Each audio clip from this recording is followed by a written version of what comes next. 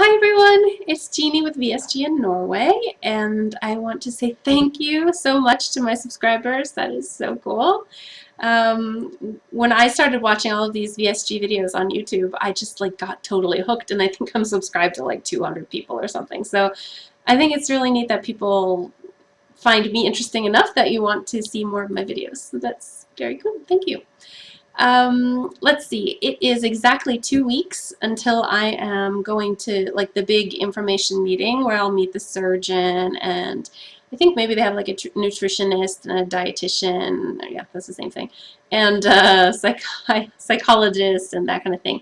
So I'm pretty excited about that, and I do want to lose some weight before that happens. So I am, I'll tell you what I'm doing. Well, first I'll say, when I weighed myself, the very first video that I made, I weighed 129.5 kilos. I like using kilos because it's a lower number. Actually, it's just in Norway they use kilos. And today when I weighed myself, I was 128.5. Which means I've gone down a kilo, and that is equal to 2.2 pounds. So I don't actually know what my weight is in pounds. It's probably like 283 point something. So, so what have I been doing? Well, I downloaded my Fitness Pal, which I've heard everyone talk about, and I didn't realize it was free. I figured I was going to have to pay, so that's cool that I can use it for free, for now anyway. And I went ahead and actually let it give me the calorie that it recommended, which was about 1,800 calories, which I feel like is fine for right now because I know that I'm going to be stricter as it goes on. And I have a really positive attitude about low carb and keto. I know that they're really great and they're wonderful for weight loss.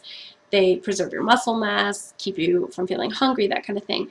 But I feel like in the beginning, I'm gonna ease into cutting my carbs, because the other times in the recent past when I've tried to cut my carbs drastically and suddenly, I just break. I just lose it. So I am at 100 carbs right now, which I know is really a lot, 100 grams. But like I say, it's a stepping stone. And so I'm doing roughly 20% carbs, 20% protein, and 60% fat for right now. And that's like 80 to 100 grams of protein, roughly, when it's 1,800 calories. So I think that's pretty good. And what else? Exercise. I didn't tell you guys, I broke my foot. I broke my foot on July 17th, and I have been in a walking cast since then, actually since the week after that. And so I can't really do a lot of exercise. I do have my new puppy, and I try to take her out on short walks so that she gets outside and I get a little bit of exercise, but I need to be really careful. My doctor did not want me to walk at all. He said 6 weeks in a cast and crutches, and I said, that's not gonna happen. So yeah, so that happened. Surgery date.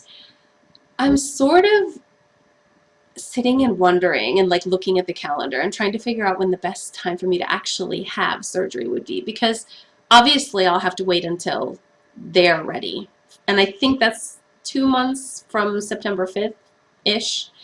So obviously I'll have to wait until, you know, the waiting period or the wait list is up or anything. But I'm a singer. I don't get paid very much to be a singer. I have a full-time job otherwise, but I have a concert where I have solos November 19th and 20th.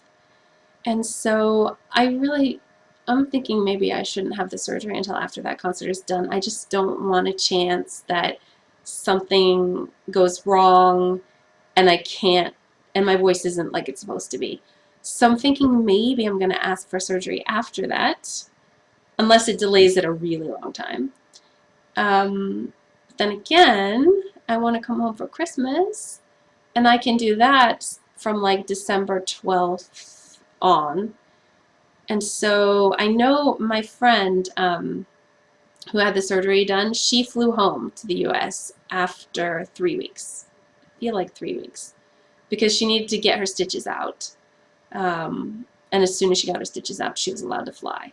So I don't know, maybe I'll talk to them about that. I'll ask them, yeah, I'll look at when there's going to be available. I really want to get it done before the end of the year. Obviously, I want to get started on things, but I need to make sure that it doesn't cause like a huge crisis for the plans that I have.